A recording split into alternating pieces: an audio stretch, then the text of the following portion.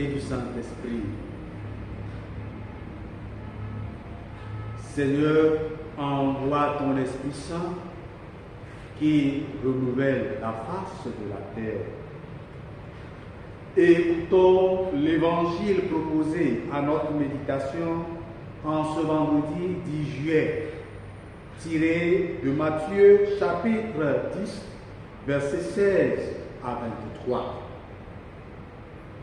En ce temps-là, Jésus disait à ses apôtres: « Voici que moi, je vous envoie comme des brebis au milieu des loups.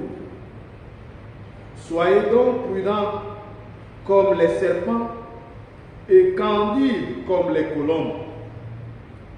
Méfiez-vous des hommes.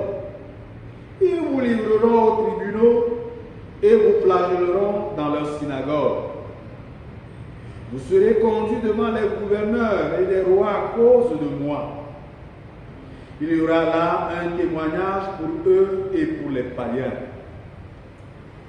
Quand on vous livrera, ne vous inquiétez pas de savoir ce que vous direz, ni comment vous le direz.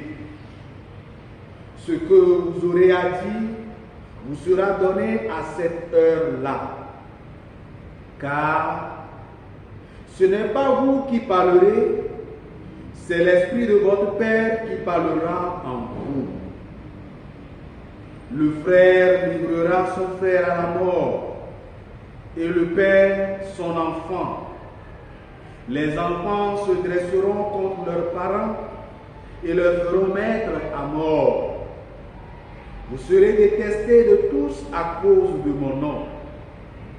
Mais celui qui aura persévéré jusqu'à la fin, celui-là sera sauvé.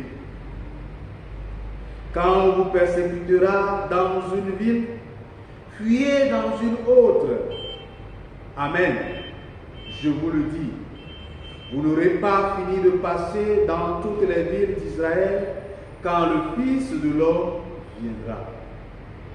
Acclamons la parole de Dieu. Louange à toi, Seigneur Jésus.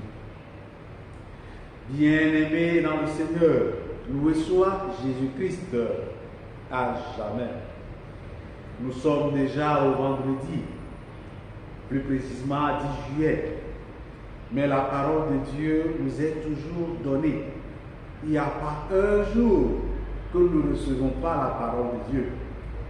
Et encore aujourd'hui, Jésus continue avec la question de la mission qu'il confie à ses apôtres, à ses disciples. Et il nous invite à être aux aguets. Dans cette mission, il n'y aura pas simplement de facilité.